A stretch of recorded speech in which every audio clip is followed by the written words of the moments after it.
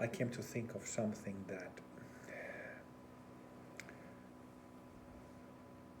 years ago I read I think from Tulku Urgyen Rinpoche's book, which was about wisdom, emptiness, realization and practices, and the view where, like, there was a question somebody asked him that, like, how do I recognize this empty state of mind? And he gave the following short story. He said that, well, you can think about it like this. Imagine that you have done physical labor for a full day, working in the garden, shoveling sand, doing something really physical for a full day, and it of course makes you tired. And then after the day's work you go home, but you don't feel you feel physically tired, but mentally you're totally clear and fresh for some reason. Like, imagine how that would feel. Tulku Urgyen was giving this example, and it's a really good pointer, isn't it? But I came to think of in relation to light body, rainbow body. I came to think of like a story. So think of a branch, just a small branch of a bush or a small tree, and there's a small frog sitting on that branch, holding it with its little paws. I don't know what frogs have. Just a small frog, and you are that frog.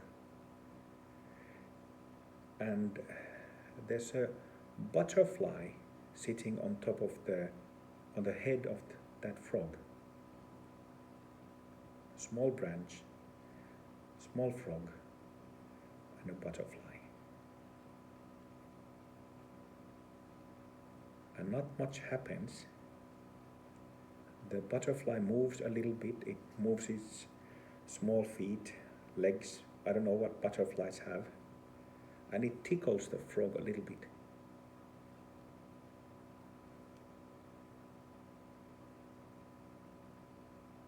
And it's just sitting there.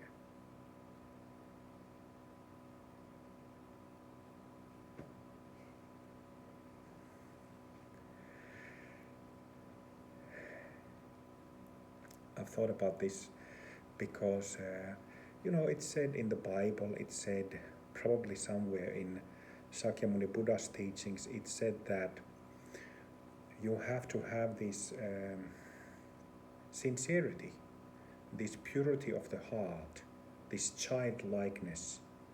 I never remember quotes, but it said in the Bible that those who are sincere, those who are childlike can go to heaven or can see God or something like this. And I've often thought about this when healing myself and becoming more and more familiar with my own light body, with this childlike purity that is in me, that is in every one of us, though has been hidden for so long because of trauma. And it's such a delightful to discover that. Of course, it is like we discussed. It's a huge challenge, and it's very hard work because the layers of trauma are so dense and so negative, and there's all kinds of issues of shame and guilt and anxiety and fear, just very thick and dense layers of those. But nevertheless, getting to know this pure childlikeness in me and in your case yourself.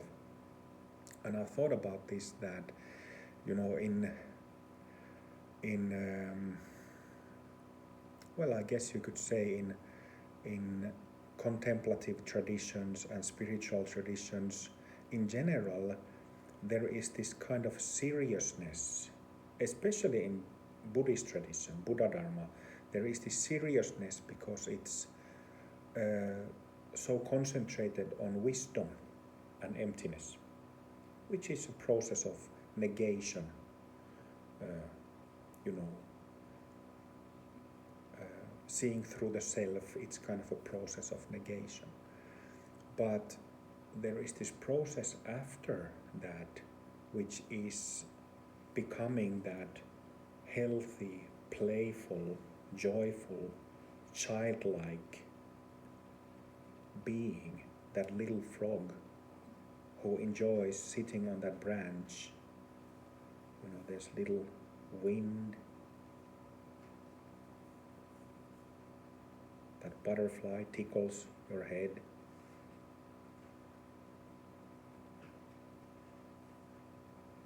You're not thinking anything, there's wind blowing a little bit. And when I think of, when I feel that simple, so simple purity in myself, I've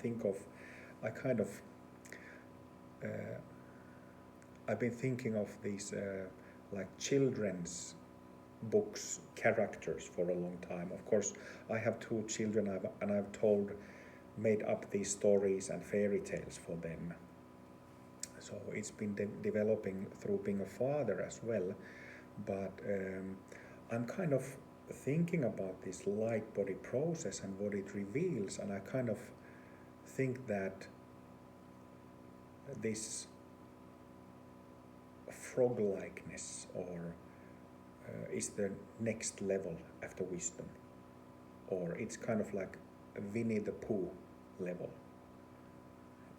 of Dharma.